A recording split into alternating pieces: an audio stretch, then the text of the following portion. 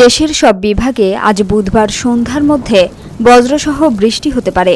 সেই সঙ্গে 3 বিভাগে ভারী বর্ষণ হতে পারে বলে জানিয়েছে আবহাওয়া অধিদপ্তর।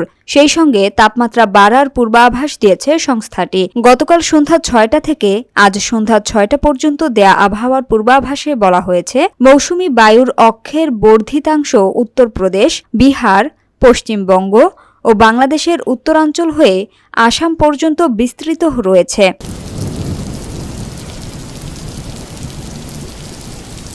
এর একটি বর্ধিতাংশ উত্তর বঙ্গোপসাগর পর্যন্ত বিস্তৃত রয়েছে। মৌসুমী বায়ু বাংলাদেশের ওপর সক্রিয় এবং উত্তর বঙ্গোপসাগরে মাঝারি অবস্থায় রয়েছে।